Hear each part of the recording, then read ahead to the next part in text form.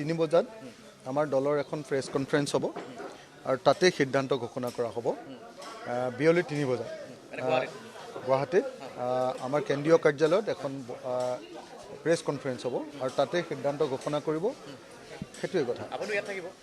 মই ইয়াত থাকিম আমাৰ দলৰ পৰা আপুনি তথাপিতো মই পুনৰবাৰ কৈছোঁ আপোনাৰ পৰা সবেই জানিব বিচাৰে আপোনাৰ সংবাদদাতা বুজিলোঁ অকণমান যদি আপুনি এটা হিণ্ট দিয়ে মানে ভাল হ'ব এতিয়ালৈকে কংগ্ৰেছৰ পৰা কোনো হেৰি নাই সঁহাৰি নাই মই একো ক'বলগীয়া নাই এতিয়ালৈকে আমি সব বস্তুবিলাক লক্ষ্য কৰি আছোঁ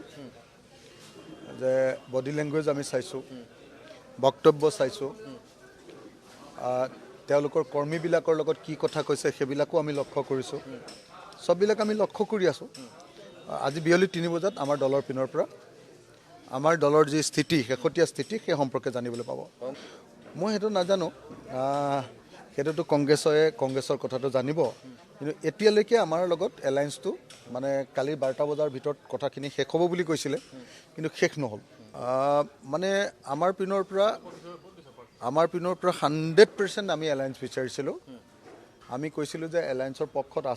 আছোঁ আৰু থাকিম সেই বক্তব্য আমাৰ আজিও আছে কিন্তু কংগ্ৰেছৰ পিনৰ পৰা বক্তব্যবিলাক সঘনে সলনি হৈ আছে কংগ্ৰেছে আগতে যিটো এগ্ৰি কৰিছিলে সেইটো আকৌ বদলাইছে আকৌ নতুন কথা দিছে এনেকুৱা ধৰণৰ কথা কিছুমান হৈ আছে যিবিলাকে আমাৰ দলৰ ভিতৰত বিৰূপ প্ৰতিক্ৰিয়া সৃষ্টি কৰিছে মই সেইটো নাজানো অলপ আগতে মই আপোনাৰ হেৰিয়াক লগ পাইছিলোঁ একচুৱেলি মোক লগ পাবৰ কাৰণে তেখেতে বিচাৰিছিলে আমাৰ যোগেন্দ্ৰ যাদৱে এতিয়ালৈকে পজিটিভ খবৰ একো দিয়া নাই নিগেটিভো দিয়া নাই মোক আৰু এদিন ৰবৰ কাৰণে কৈ আছে তো মই দলৰ মঞ্চলৈ কথাটো ঠেলি দিছোঁ দললৈ দি দিছোঁ